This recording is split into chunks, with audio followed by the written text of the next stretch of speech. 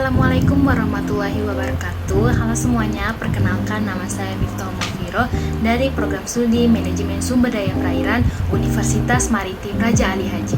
Pada kesempatan ini, saya akan mengulas kembali materi perkuliahan dari mata kuliah Produktivitas Perairan dengan dosen pengampu Ibu Karla Amelia, Bapak Tri Apriyadi, dan Ibu Diana. Nah, pada perkuliahan kali ini dihadiri oleh dosen tamu yaitu Ibu Dr. Insinyur Rizmi Yunita, MSI, dari Prodi Manajemen Sumber Daya Perairan Universitas Lambung Mengkurat. Judul perkuliahan kali ini yaitu Biomonitoring Kualitas Air dan Flora Fauna di kawasan Desa Terjun, Kabupaten Kota Baru, Kalimantan Selatan. Nah, kali ini tuh membahas mengenai artikel jurnal yang berjudul Studi Kualitas Air dan Keanekaragaman Plankton Macrozoobenthos, yaitu molluska, crustacea, ikan, dan vegetasi mangrove di kawasan Desa Terjun, Kabupaten Kota Baru, Kalsel. Penelitian ini itu dilakukan oleh Ibu Rizmi Yunita dan lain-lain. Latar belakang pada artikel di Kota Baru ini memiliki hutan mangrove. Selain batu bara juga terdapat perusahaan besar seperti semen, ada juga pelabuhan. Kemudian adanya stockpile, yaitu tempat penimbunan batu bara. Jadi di sini itu akan melihat apakah akan mempengaruhi kualitas air, baik kekeruhan dan juga biota yang hidup pada sekitar perairan di sini.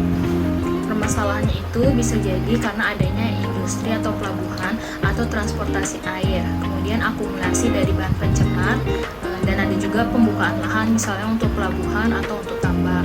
Jadi pembukaan lahan ini pada kawasan pesisir terbuka digunakan untuk pelabuhan bongkar muat barang untuk keperluan pabrik maupun output dari pabrik. Jadi area hutan mangrove juga berkurang dan biodiversitas akuatik juga terganggu. Hutan mangrove yang dibuka ini sebagai lahan tambak dan kayunya juga digunakan untuk bangunan rumah. Ada juga faktor alam, yaitu terjadinya erosi atau arus yang kuat mengakibatkan longsor di kawasan pesisir sampai daratan.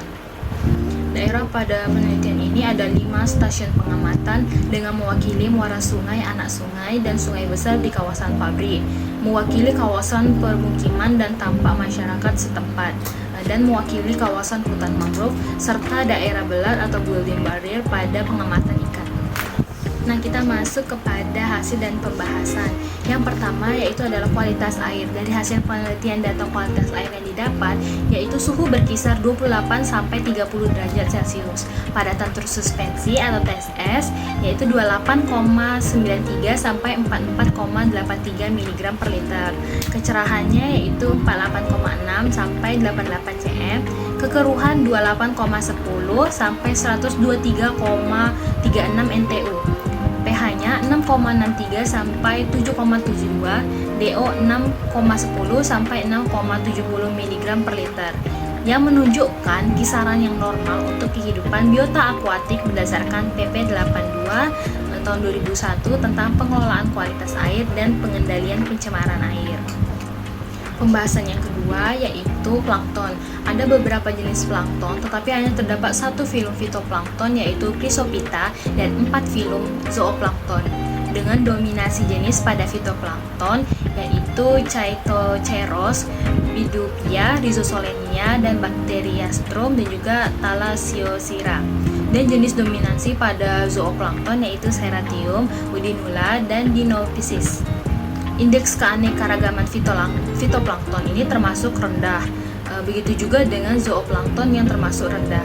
Salah satu jenis plankton yang dijumpai yaitu Prymnesium parvum yang tidak baik bagi lingkungan karena dapat bersifat racun bagi ikan. Alga ini membuat toksin hemolisin, sitoksik, bakteriolitik, dan ichtiotoksik. Pembahasan yang ketiga yaitu Macrozoobenthos. Terdapat molluska dan juga crustacea. Dalam penelitian ini terdapat 4 filum yaitu Mollusca equinodermata, Annelida, Arthropoda, atau crustacea. Nah, kelimpahan tertinggi pada kelompok molluska itu yaitu Nerita lineata yang dijumpai pada tiap stasiun yang menempel pada akar bakau Rhizopora. Kemudian kepadatan tertinggi pada crustacea yaitu Penaeus sp. Kemudian ada Scylla serrata atau kepiting, dan Portunus pelagicus atau rajungan. Keempat yaitu ikan belat atau building barriers. Ikan yang dominan terdapat pada penelitian ini yaitu ikan luang mata, ikan kipat, ikan bece-bece, dan ikan sumpit. Berdasarkan indeks keanekaragamannya, jenis ikan pada Wilding Baring ini beraneka ragam.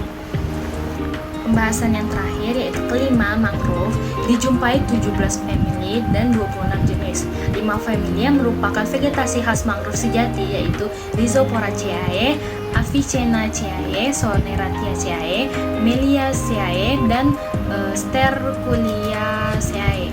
Kondisi kawasan mangrove menunjukkan kerapatan ada yang baik sampai buruk. Yang buruk ini ditandai adanya jenis piai atau Acrosticum aureum yang berarti hutan mangrove terganggu. Pemanfaatan hutan mangrove ditebang untuk kayu bakar, kapal tradisional, tiang bangunan, tempat parkir kapal kecil. Nah, permasalahan pada kawasan mangrove ini adalah adanya banyak sampah rumah tangga, air kotor, dan pembuangan tinja langsung ke alam ekosistem mangrove. Nah, itulah tadi resume singkat dari saya mengenai perkuliahan biomonitoring kualitas air dan flora fauna di kawasan Desa Terjun, Kabupaten Kota Baru, Kalimantan Selatan. Semoga apa yang saya sampaikan bermanfaat. Terima kasih. Wassalamualaikum warahmatullahi wabarakatuh.